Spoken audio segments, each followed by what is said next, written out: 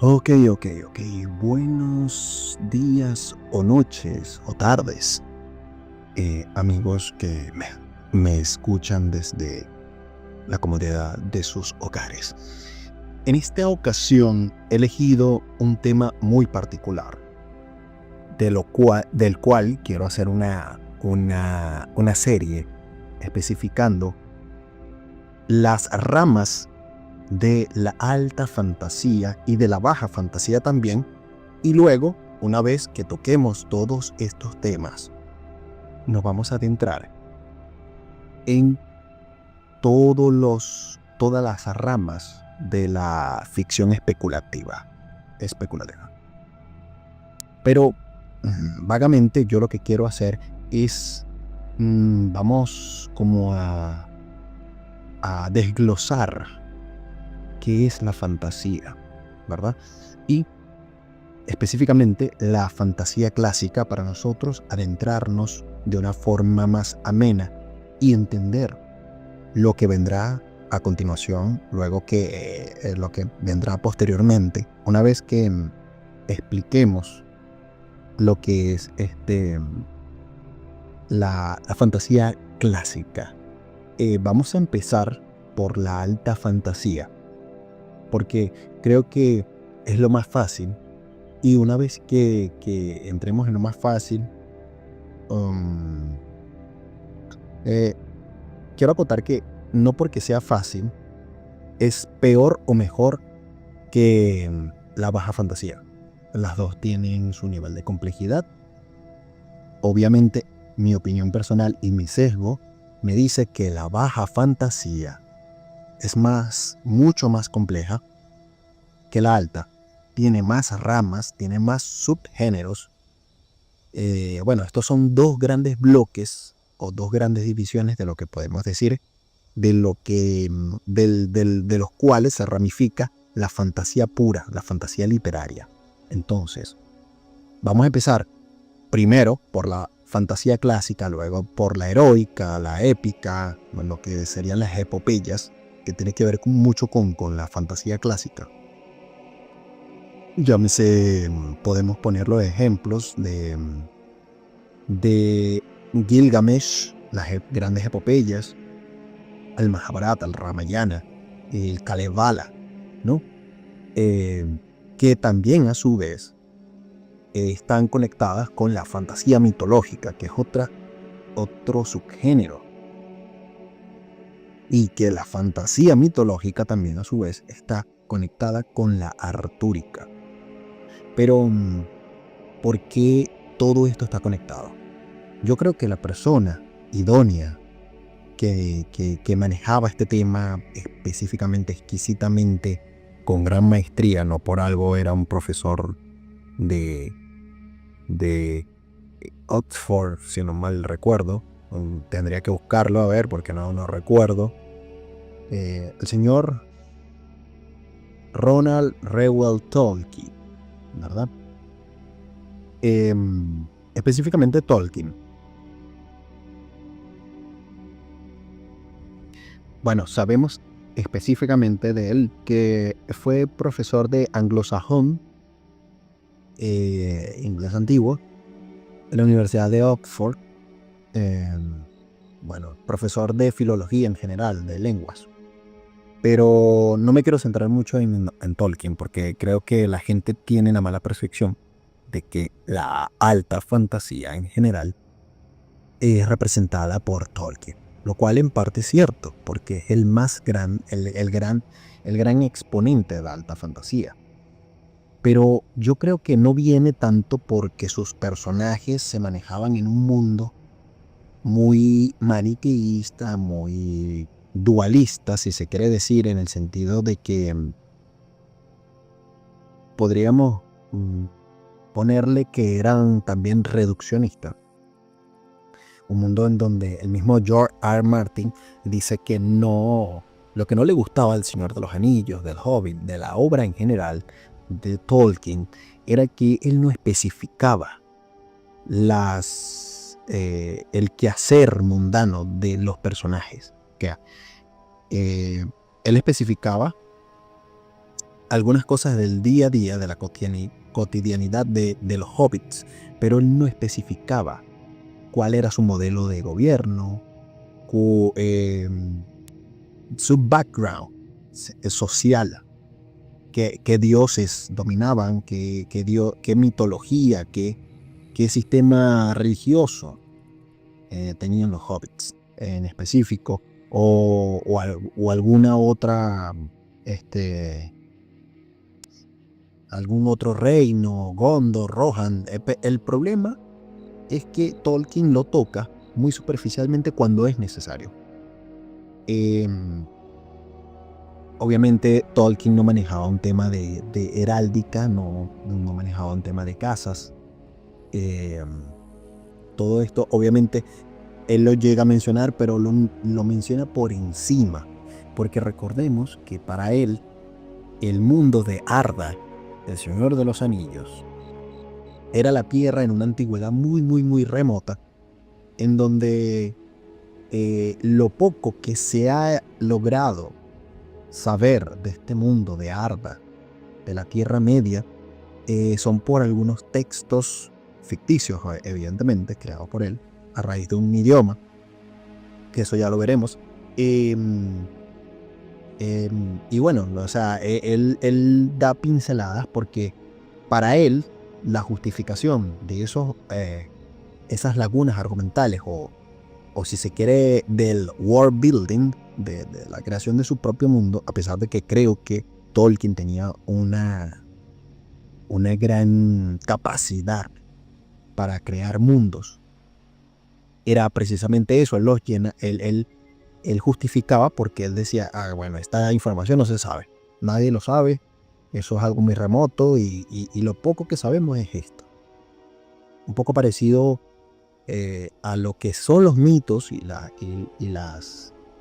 leyendas hoy en día, a las gran epopeyas de la cultura humana, como puede ser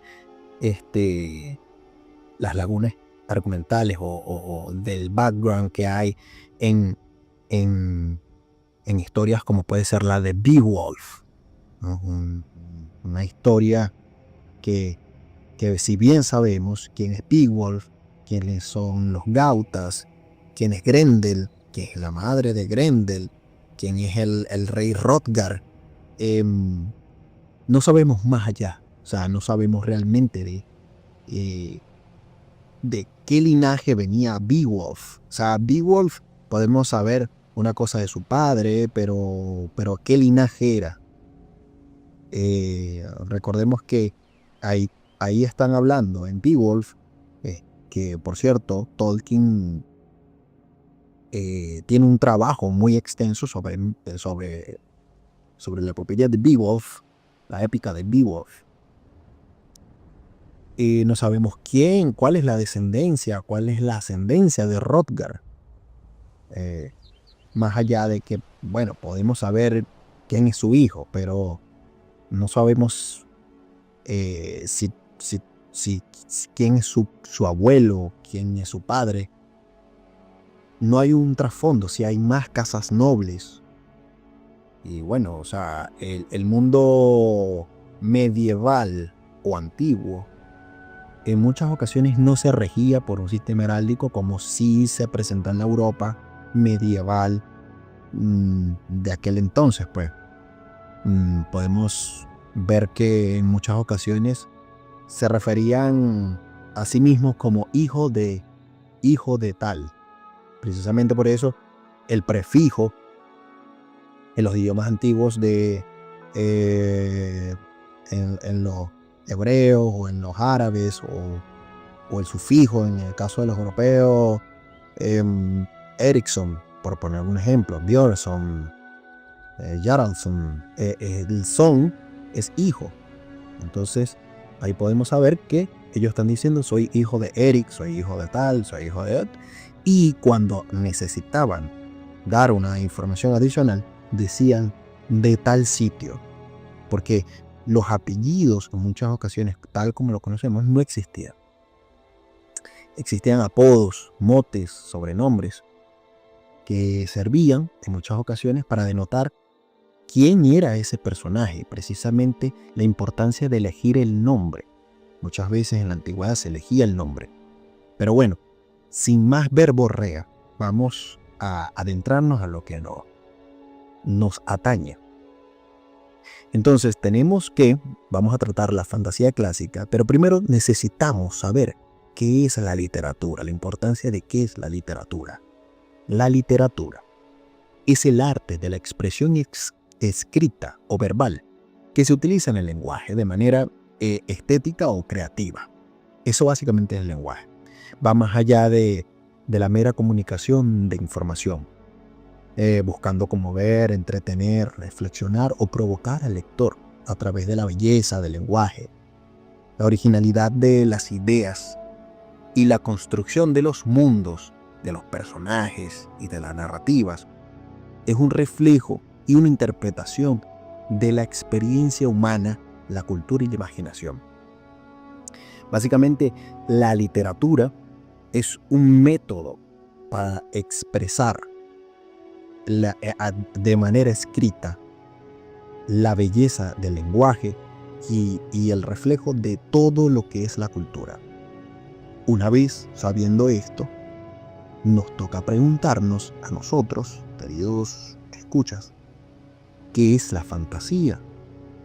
Entonces, obviamente es un proceso imaginativo, todo lo que ustedes quieran, pero también tenemos que saber, en este caso, hablando de fantasía literaria, que sabemos que la fantasía es una ramificación de lo que es la ficción especulativa, teniendo lugar con otras ramas, como puede ser la ciencia ficción, la ciencia fantasía, el terror, la ficción, la utopía, la distopía, el horror, la ficción apocalíptica, la ucronía, en fin. Pero más allá de eso, debemos tomar en cuenta que la fantasía es un género literario que se caracteriza por cumplir elementos imaginarios. Ahí está el elemento de proceso imaginativo de la fantasía. Elucubraciones. O sea, estos procesos imaginarios pueden ser sobrenaturales o mágicos, que no existen evidentemente en el mundo real, o que trascienden a las leyes de la física conocida. Se sitúan a menudo en mundos alternativos, en lo que llamamos el alter mundis.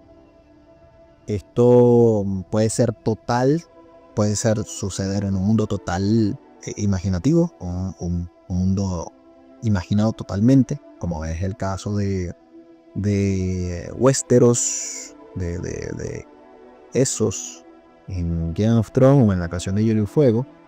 Disculpen, voy a tomar un poco de café. O puede ser parcialmente también, como tenemos en el caso de J.K. Rowling con Harry Potter. Entonces, en otras versiones, su propósito es explorar el proceso, la imaginación. Y también, evidentemente, explorar los arquetipos. ¿Qué arquetipos? Bueno, hay un libro muy hermoso, magnífico, muy idóneo para esta ocasión, que es Las 1000 caras del héroe, si no mal recuerdo, de Joseph Campbell. Las 1000 caras del héroe, o era El héroe de las 1000 caras. Creo que es del 49 el libro. Y ahí él habla sobre arquetipos. Otro personaje también importante, pero ya ahí estamos entrando en materia más pesada para entender a nivel filosófico, a nivel psicológico. Estaríamos hablando del inconsciente, todo este tipo de cosas que son los arquetipos, netamente. El señor Carl Gustav Jung. Y bueno, les recomiendo que si les interesa entender el tema de los arquetipos y de todo, lean la obra de Jung y lean la obra, específicamente el libro rojo de Jung. Pero, como estamos hablando de qué arquetipos se nos hacen necesarios dentro de la fantasía, específicamente la alta fantasía, les recomiendo que lean 2 libros específicos de Campbell. Uno sería el que ya les comenté, El héroe de las 1000 caras, o Las 1000 caras del héroe, que es del 49, y otro libro que no recuerdo de qué año es, que es El viaje del héroe. Evidentemente, los que escriban o los que sepan un poco de guión, de narrativa, de literatura en general, sabrán que existe algo llamado el viaje del héroe. El viaje del héroe también se usa como estructura narrativa para crear historias. Y es un modelo que se usa. Es básicamente, vamos a decirlo de una forma más coloquial, el viaje del héroe es una estructura o un arquetipo literario, la base para crear historias. Star Wars lo tiene, El Señor de los Anillos lo tiene, Matrix lo tiene, podría decir Cómo entrenar a tu dragón lo tiene, Shrek lo tiene, poniendo películas. En fin, muchas películas lo tienen. ¿Qué otra cosa podríamos denotar? El tema del profesor Mircea Eliade, el cual debo recomendar. Debo decirles que yo no conocía el trabajo del profesor Eliade. Lo conocí por un canal muy bueno, que es el de EDAE, creo que se llama el canal, que es de la Asociación de Estudios Humanísticos, de 2 profesores argentinos muy buenos. Y bueno, les recomiendo que lo busquen. Pero bueno, ¿quién es Mircea Eliade? Fue un destacado historiador, filósofo, escritor y profesor rumano, que se le reconoce como uno de los fundadores de la historia moderna de las religiones. Y es conocido por su análisis, por sus análisis comparativos de diferentes mitos y religiones. ¿Y por qué lo saco a colación? Con su trabajo de lo sagrado y lo profano, porque gran parte de la alta fantasía, de la fantasía específicamente la clásica, tiene su basamento en la religión, en los mitos, en el mitologema. Pero ya sabiendo eso, vamos a entender qué es la alta fantasía y específicamente qué es la fantasía clásica, ¿no?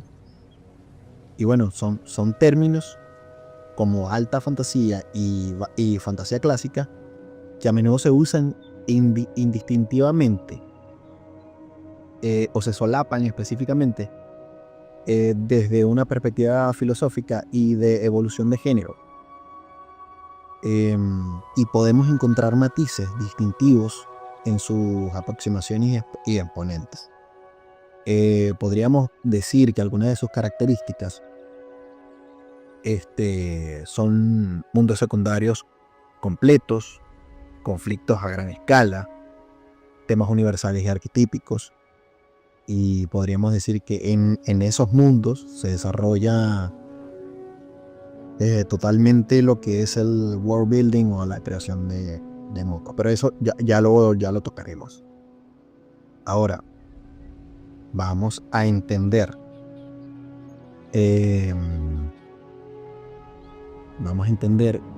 los grandes exponentes de la alta fantasía. Yo creo que los 2 más grandes, sin lugar a duda, podríamos poner ahí a Tolkien y a C.S. Lewis con las Crónicas de Narnia. Específicamente, Lewis mezcló, discúlpenme los que sean religiosos, mezcló su fanatismo religioso con su conocimiento en heráldica y evidentemente, bueno, su fanatismo religioso gracias a Tolkien, porque él se convirtió al cristianismo gracias a Tolkien. Voy a tomar un poco de café. Se convirtió al cristianismo gracias a Tolkien. Y bueno, específicamente, Lewis lo que hace es una reinterpretación del mundo que nos rodea. Obviamente usa el tema del mundo secundario, el altermundis, los símbolos, y usa el tema del multiverso, si se quiere decir. Aunque yo creo que el que lo utiliza de una manera bien concisa, bien precisa, es Moorcock, que bueno, ya no voy a meter a Moorcock aquí porque él tendrá su lugar en el de la baja fantasía. Creo que otro autor, para no irme de las ramas, sería Ursula K. Le Guin, que escribió Los Cuentos de Terramar. Robert Jordan, también otro gran exponente de la alta, porque a veces confundimos, yo mismo me confundía, por lo menos con el que voy a decir a continuación, Brandon Sanderson. Porque a veces uno toma El Archivo de las Tormentas, Nació la Bruma como baja fantasía, y realmente no lo es. Igual La Rueda del Tiempo no es baja fantasía. Sería algo más cercano a alta fantasía, que el Ho Punk. Pero el Ho Punk, ahí sí tengo que darle un punto, y es en donde confunde tanto, linda entre un limbo, o baila entre un limbo que está entre la alta y la baja fantasía. Entonces, precisamente por eso es tan confuso. Entonces tenemos a Brandon Sanderson, que es conocido por su sistema de magia muy complejo y lógicos. Bueno, no, tampoco es muy complejo, pero son complejos, son intrincados y lógicos. Y sus obras que profundizan en temas de ruptura y reconstrucción, la naturaleza de la autoridad, la redención y el poder de la fe, obviamente, que a veces no necesariamente tiene que ser religiosa. Disculpen, estoy tomando más café. Siento que el narrar esto, el hablar específicamente en un podcast, si se le quiere llamar así, que no sea video, a veces me hace que me pierda. Pero bueno, en específico, como les dije, tenemos a Sanderson, tenemos a Jordan, con una saga masiva que explora el ciclo de lo eterno, el destino, el libre albedrío, el bien y el mal, como fuerzas que se encarnan y se contestan en luchas contra la corrupción, pero no deja de ser maniqueísta. Y también tenemos al Le Guin, que aunque es más introspectiva, sus obras son alta fantasía. Exploran el equilibrio, la sombra, el lado oscuro de la psique, evidentemente, la responsabilidad del conocimiento y del poder, el poder de las palabras, los verdaderos nombres. ¿Qué son los nombres? Su filosofía es a menudo taoísta, enfocada en la armonía y la interconexión. Y rescato algo de Le Guin, que es de la señora Le Guin, de Úrsula, que es que el tema de los nombres, del idioma, de las cosas, la verdadera esencia de las cosas, es algo que rescata a Rutfus, Patrick Rutfus, con El Nombre del Viento.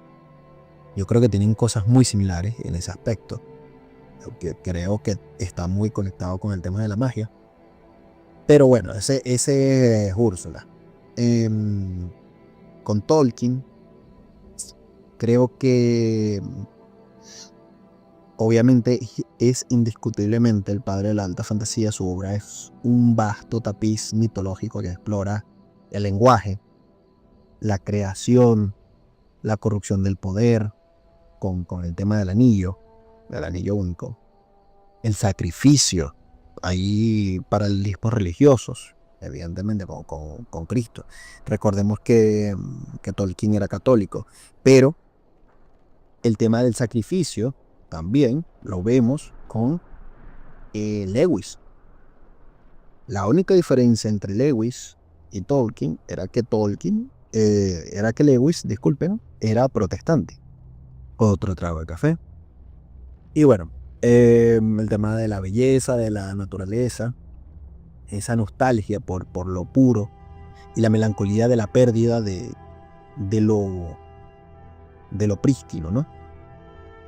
Lo que es el destino de los elfos. Y obviamente, filosóficamente, Tolkien, un católico devoto, infundó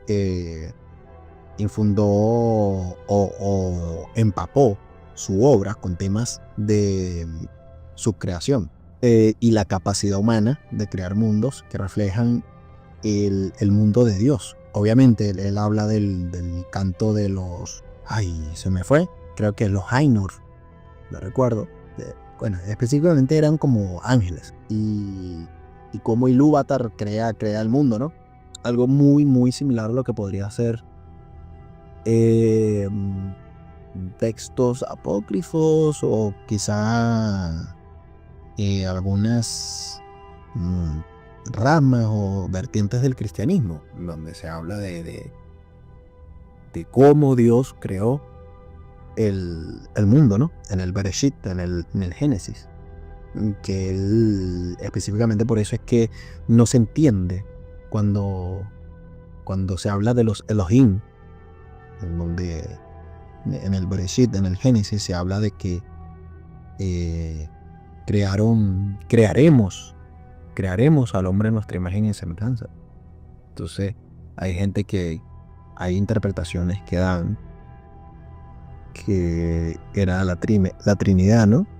Muy similar a la Trimurti, Padre y Espíritu Santo, o hay gente que dice, no, bueno, eran los ángeles, los Elohim. Pero bueno, eso es otra cosa. Y bueno, Tolkien también trata el tema del libre albedrío frente al destino o la maldad. Entonces, esos son autores que yo creo que tratan temas específicamente puros de la alta fantasía. Y obviamente, en la alta fantasía no se puede renegar del tema de la aventura, de la maravilla, la exploración moral, la conexión con el folclore y el mito. Eso también lo tiene Tolkien.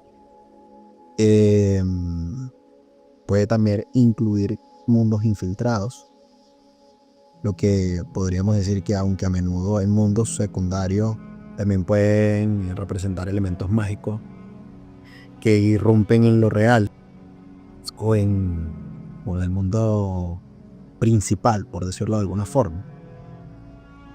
Y bueno, como no mencioné específicamente a Lewis, podemos hablar de que la obra de Lewis, Narnia, es una obra fundamentalmente que cristiana, ¿no? Que funciona como una alegoría con la fantasía, entre lo cristiano y lo fantástico. Filosóficamente explora el sacrificio, la muerte, la resurrección de Aslan, que es básicamente Dios, es Cristo, es básicamente el león de Judá. Es una de sus tantas formas. Incluso recuerdo una frase de Narnia, de las crónicas, que Aslan dice, me presento de muchas formas, algo así vagamente. Me presento de muchas formas, tengo muchos nombres. En su mundo tengo un nombre. Deben aprender a conocerme por él. O sea, ¿quién? Cristo o Dios.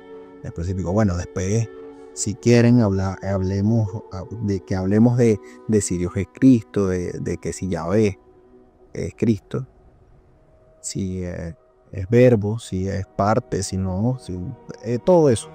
Pero bueno, yo creo que a pesar del tema de Aslan, también la tentación, la redención y la naturaleza del bien y el mal son temas fundamentales en la obra de Lewis. Entonces es un claro ejemplo de cómo la fantasía clásica puede ser profundamente filosóficamente religiosa, ¿no? Y otro personaje que que no podemos dejar por fuera, que casi se me estaba olvidando, es Carroll, que mucha gente cree que fue Jack el Destripador, pero eso es otro tema. Lewis Carroll, para los que no sepan, pausa dramática, trago de café. Para los que no sepan, Lewis Carroll es el creador de Alicia en el País de las Maravillas y Alicia a través del espejo, evidentemente. Y aunque no es épica, es un pilar fundamental de la fantasía clásica por su lógica absurda, por su juego con el lenguaje y la realidad objetiva. Básicamente tiene muchas cosas del surrealismo. Y filosóficamente cuestiona la naturaleza de la identidad, el sentido, la razón y la convención en un mundo donde nada es lo que parece. Entonces, ya teniendo esa base de los autores que representan la alta fantasía, por decirlo de alguna forma, específicamente la fantasía clásica, yo quiero darles a entender que la fantasía tiene un pilar. Sea si la fantasía es de baja o de alta fantasía, de baja fantasía o de alta, no importa el orden, siempre tiene un pilar. Y si van a escribir, y esto es consejo, no sé si soy el más idóneo, yo tengo mis escritos, no los he publicado todavía, les avisaré cuando los publique. Y si van a escribir, lo que les recomiendo es empezar por crear algo que es fantástico. Adéntrense en algo. Es el world building. Pero ustedes me preguntarán, ¿qué es el world building? Es la creación de mundos. Sea como fuere, si ustedes van a escribir una novela de detectives, de amor, de lo que sea, ustedes tienen que saber quiénes son sus personajes. Es como cuando ustedes cuentan un chisme. Ustedes tienen que saber de quién están hablando, evidentemente, cómo está vestido, cuáles son sus gestos, cuál es su forma de pensar. Por eso es que cuando ustedes van a empezar a escribir, les dicen, créenle una biografía a su personaje. Bueno, básicamente el world building o la creación de mundo es la biografía de su mundo, de su historia. Porque la historia no es nada más los personajes. Los personajes son una consecuencia del mundo. No sé si entienden lo que quiero decir. Los personajes son la consecuencia del mundo. Yo como individuo, ¿quién soy yo? El ser. Soy consecuencia de cómo es mi mundo. Les voy a poner en contexto. Yo soy una persona que nací en un hogar de izquierda. Pronto vendrá un video de política y después hablaremos de política. Y entenderán cómo pienso precisamente por entender de dónde vengo. Vengo de una familia humilde, de un barrio, lo que podríamos decir una favela, donde los índices de delincuencia, la pobreza estaban a la orden del día. A pesar de eso, no tuve carencias en mi infancia, obviamente. Podría decirse que era de clase media, tirando a alta, porque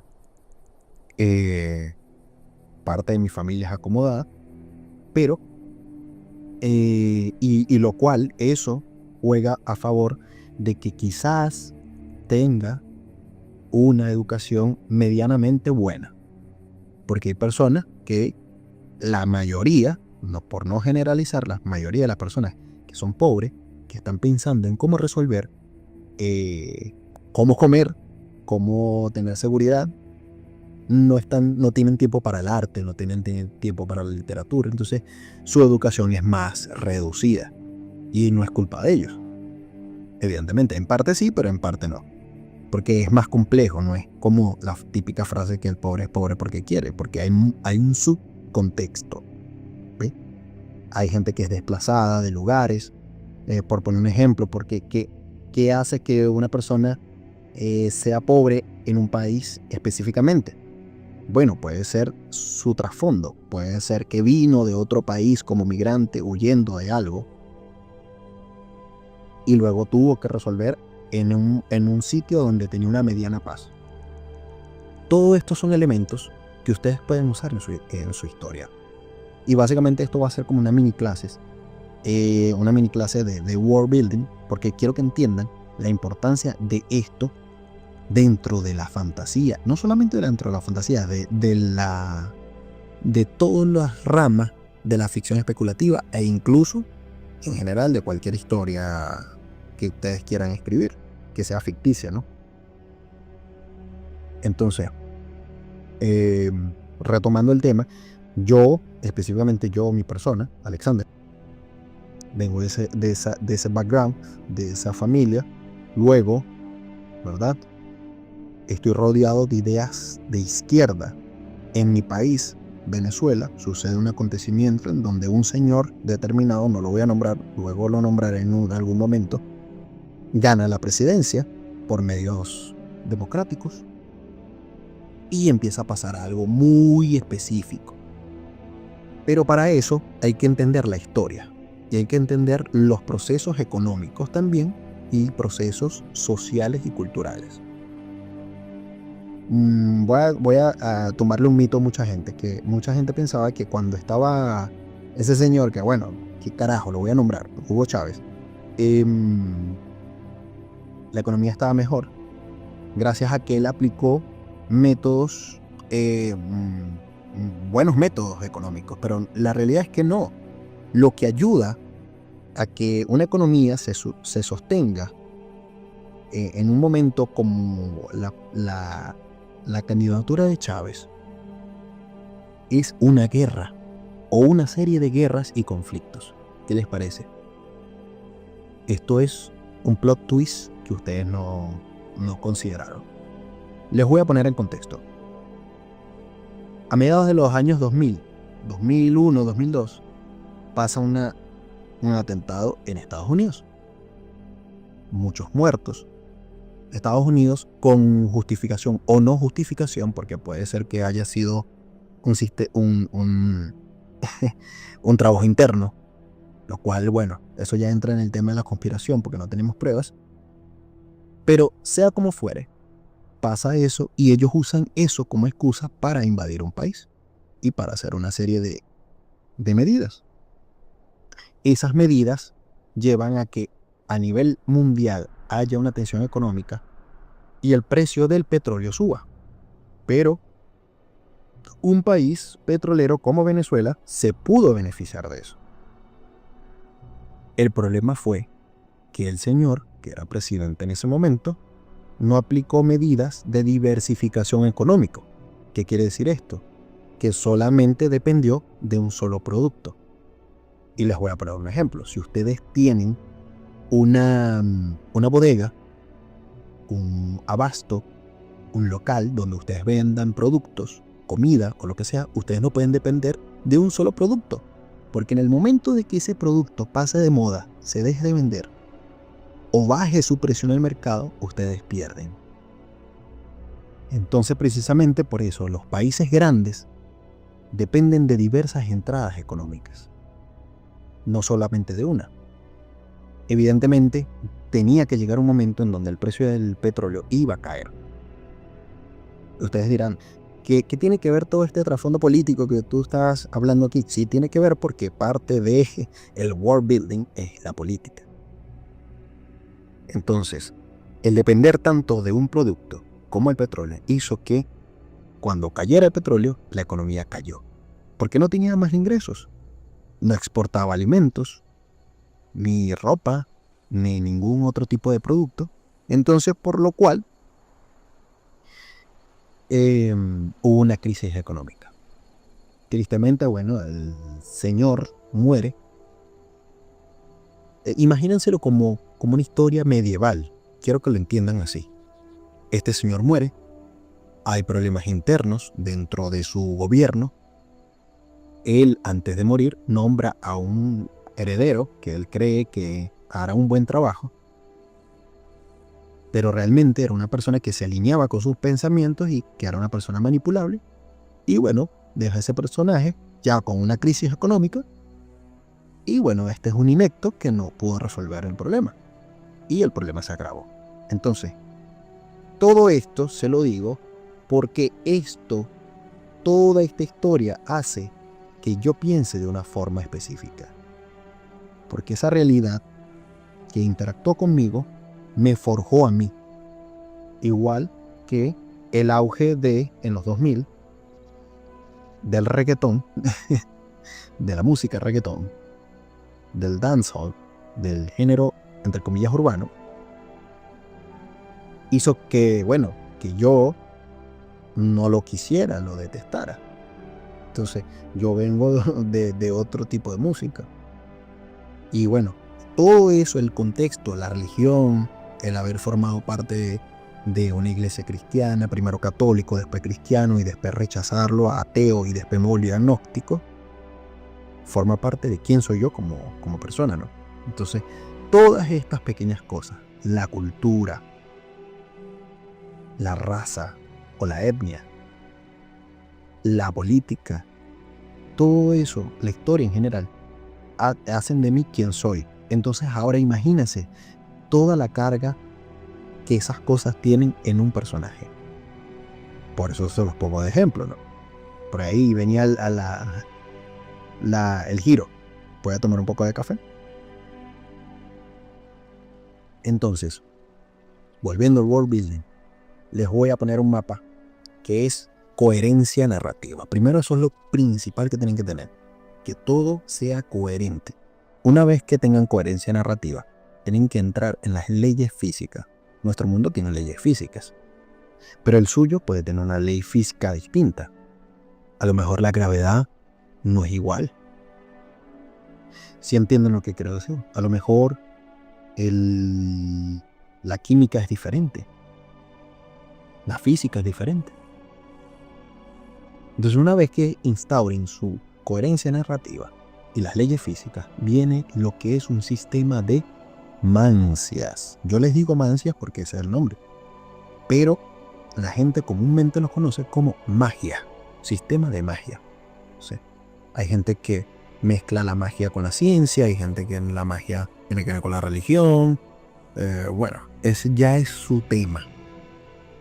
Es como en la caricatura de Avatar o el anime, si le quieren decir anime o caricatura.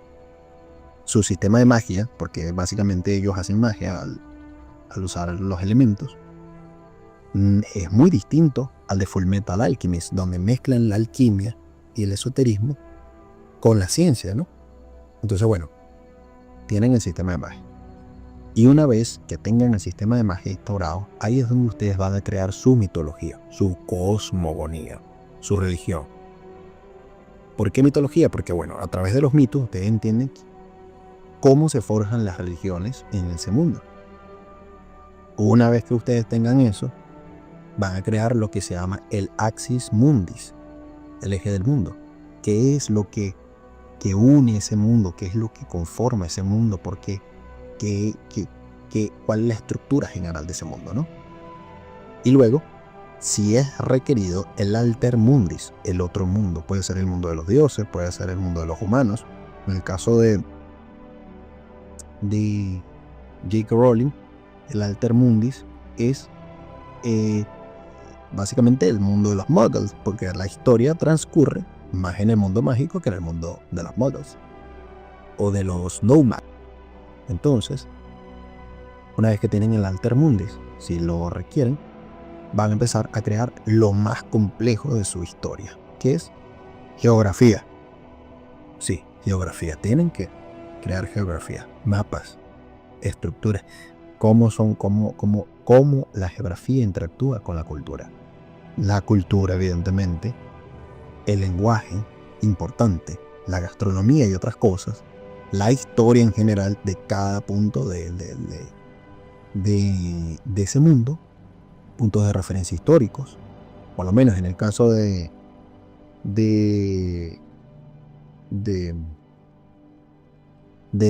Canción de Hielo y Fuego, punto de referencia histórico es antes de la conquista y luego de la conquista. En nuestro mundo real tenemos en el calendario gregoriano, lamentablemente, el punto de referencia antes de Cristo y después de Cristo, ¿no? Y bueno, lo último y lo más importante, cómo aprende la sociedad de la historia y de los procesos culturales. Eso es algo complejo. Eso no todo el mundo lo crea. Entonces, una vez que ustedes tengan esta base, ya ustedes pueden empezar a escribir. Se les va a hacer más fácil escribir. Porque ya saben cómo hacen magia. Porque ya saben qué dioses son los que son. Porque ya saben cómo es la cultura de cada país o de cada reino. Ya saben cómo es el lenguaje. Ya saben cuál es la historia de ese reino, ¿no? Ya saben cómo es la geografía, si es nevada, es desértica, si es selvática. Todo eso lo saben. La gastronomía, qué comen, cuáles son los puntos de referencia.